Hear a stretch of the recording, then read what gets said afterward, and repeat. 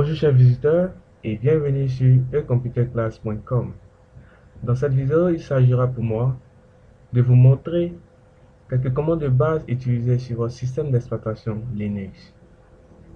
Pour ceux qui sont complètement nouveaux en Linux, c'est l'occasion rêvée d'apprendre Linux.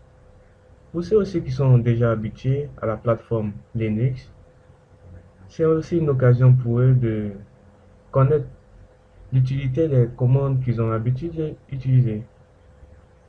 Dans ce premier chapitre de Linux sur computerclass.com, je vais vous montrer des commandes qui sont liées aux fichiers et dossiers.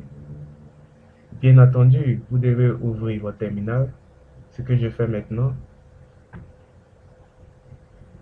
Permettez-moi de me connecter en tant qu'utilisateur root.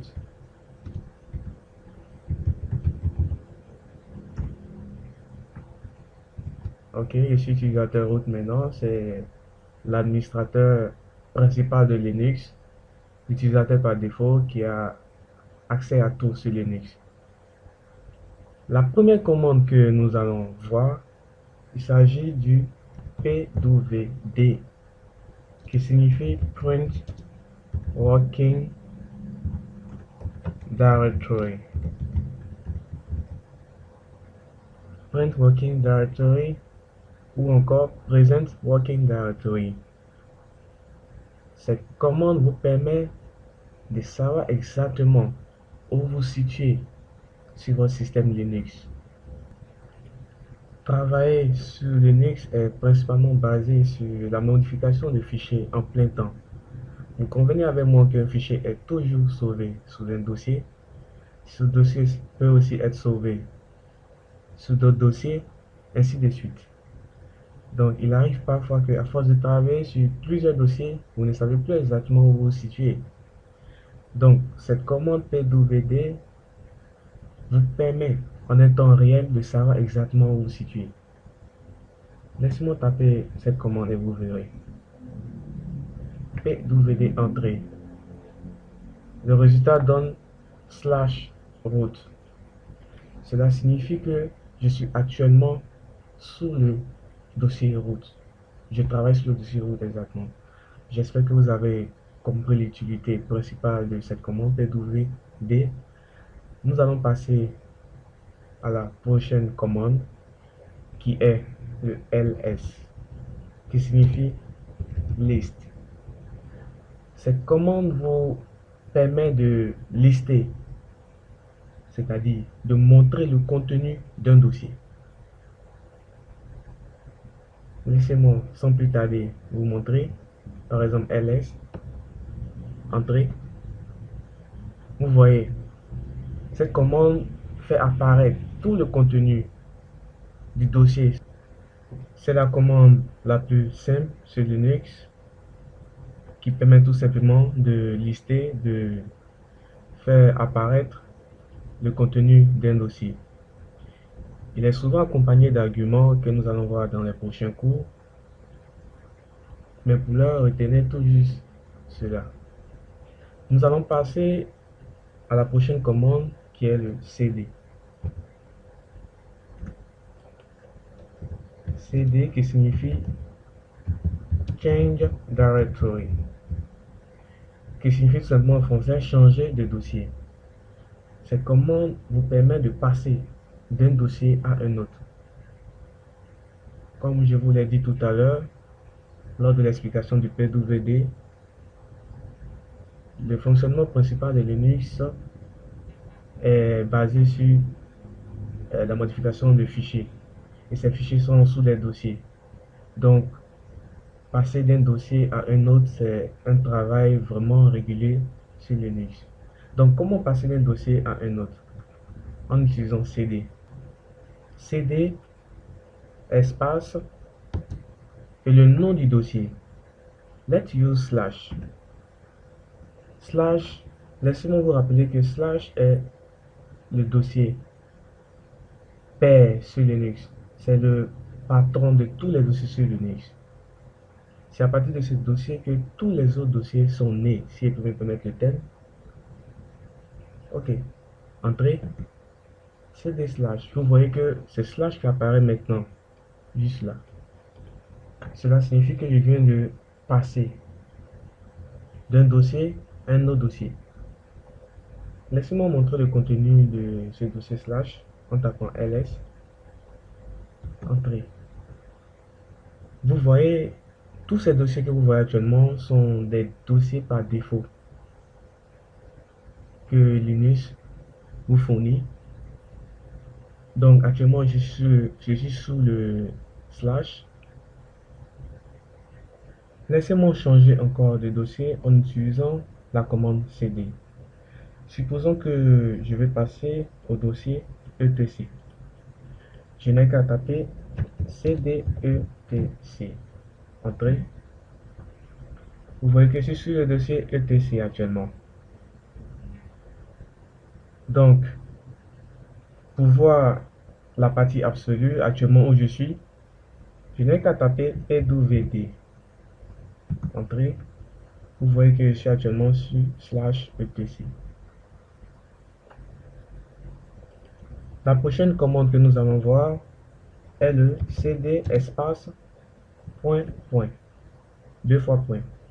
Ok, cette commande est la continuité de la commande qu'on vient de voir. Il s'agit du cd. Donc cette commande vous permet de passer au dossier précédent. Tout à l'heure, vous avez vu, on était sous le slash. Du slash, on est passé au etc. Supposons qu'on veut revenir au slash. Vous n'avez qu'à taper cd espace point point. Entrée. Vous voyez que du etc suis revenu au slash. Donc, ce sont deux commandes qui ont des rôles opposés, qui permettent de passer d'un dossier à un autre, que ce soit en avant qu'en arrière. La prochaine commande que nous allons voir, il s'agit du mkdir, qui signifie make directory. Make directory, c'est comment vous permet tout simplement de créer des dossiers. Ok. Sans plus tarder, supposons que nous voulons créer le dossier ecomputerclass.com ou bien ecomputerclass tout simplement. Donc, vous n'avez qu'à taper mkdir ecomputerclass. Entrée. Donc, pour voir si ce dossier a été créé réellement, vous n'avez qu'à taper le ls. Actuellement, nous sommes sous le slash ls. Vous voyez le dossier ecomputerclass apparaît ici. Il n'existait pas auparavant ici. Donc, je vais de créer ce dossier. Je peux passer au dossier en tapant cd ecomputerclass. Entrée. Vous voyez que je suis sur le dossier ecomputerclass. Donc, je peux encore créer un autre dossier sous ecomputerclass. Par exemple, le dossier admin. Même chose. Rien de plus. Le dossier admin est créé. Donc, nous venons de voir 6 commandes maintenant. Donc, la prochaine commande que nous allons voir, touch, qui est une commande qui vous permet de créer des fichiers. Supposons que je vais créer un fichier. Je n'ai qu'à taper touch ecomputer fichier. Actuellement, n'oubliez pas que je suis sous le ecomputerclass. Donc, je n'ai qu'à faire ls pour voir le contenu de ecomputerclass. Vous voyez le fichier ecomputer fichier. La commande que nous allons voir maintenant est le rm, qui signifie remove. Cette commande vous permet de supprimer des dossiers comme des fichiers. Supposons que nous voulons supprimer le fichier que nous venons de créer, ecomputer fichier. Donc, vous n'avez qu'à taper rm espace et le nom du fichier ou le nom du dossier. OK? Entrée. Remove regularly empty file. Yes. En tapant Y, ls pour vérifier si la commande a été supprimée. Vous constatez avec moi que le dossier n'existe plus sous le e-computer class. Idem pour les dossiers.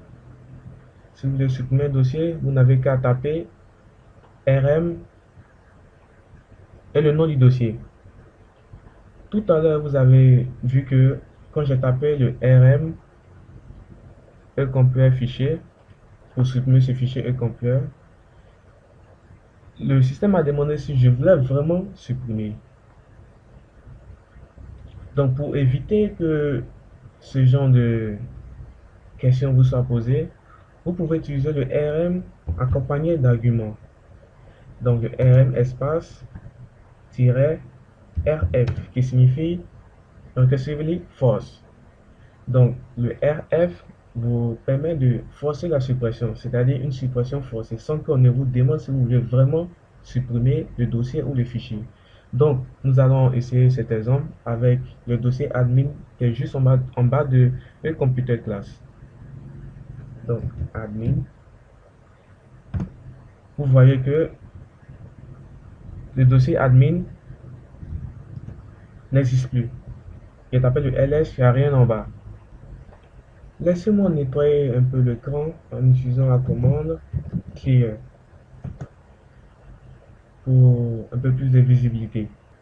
La commande que nous allons voir maintenant, il s'agit du cp qui signifie copie. Donc cette commande vous permet de copier un dossier ou un fichier d'une destination à une autre. Comment utiliser cette commande? C'est vraiment simple. Vous n'avez qu'à taper cp espace le nom du fichier que je vais appeler ici file name ou le nom du dossier, espace la source et la destination. Donc la source ici représente d'où est-ce que vous voulez copier ce fichier ou ce dossier, et la destination représente où est-ce que vous voulez copier ce dossier ou ce fichier. Donc sans plus tarder, laissez-moi rapidement créer un nouveau fichier. Tâche administrateur sous e-computer class. Okay. ls pour voir. Ok, administrateur a été créé, c'est un fichier. Supposons que je veux copier ce fichier administrateur de e-computer class sur le slash. Je n'ai qu'à taper cp, le nom du fichier qui est administrateur, espace la source qui est e-computer class, et ensuite la destination qui est le slash. Donc vous remarquez avec moi que je suis déjà sous e-computer class. Donc pas nécessaire d'ajouter encore e-computer class au niveau de la source puisque je suis déjà dans le dossier e-computer class. Si j'étais dans un autre dossier, par exemple le dossier etc ou le dossier route, je pouvais ajouter le slash e-computer class. Mais comme je suis déjà à l'intérieur de e-computer class, c'est pas nécessaire d'ajouter e-computer class. Donc la commande c'est cp administrateur qui est le nom du fichier et la destination, entrée. C'est fait. Vous pouvez vérifier en allant sous le slash. ls. Vous voyez le fichier administrateur qui n'existait pas avant vient d'être copié de e-computer class sur le slash. La prochaine commande que nous allons voir, qui est l'avant-dernière commande, il s'agit du mv qui signifie move. Donc cette commande fonctionne de la même manière que le cp. C'est un peu comme le couper-coller au niveau du Windows. Donc, comment est utilisé? De la même manière, MV, le nom du fichier ou le nom du dossier que je vais appeler file name, la source et la destination. Donc, c'est carrément utilisé de la même manière que le CP, mais seulement que il déplace en fait le fichier ou le dossier, pendant que le CP il copie le dossier ou le fichier. Ok? Donc, la dernière commande que nous allons voir, il s'agit de la commande history qui vous permet tout simplement de voir toutes les commandes que vous avez tapées au cours de cette session. Donc, cette commande vous permet de voir toutes les commandes que vous avez tapées. J'espère que vous avez aimé ce tuto. Nous ne sommes que à notre premier chapitre qui était consacré aux fichiers et aux dossiers. Si vous avez des questions, vous pouvez les laisser juste en bas de cette vidéo. Merci d'avoir suivi ces cours. Vous êtes toujours la bienvenue sur ecomputerclass.com.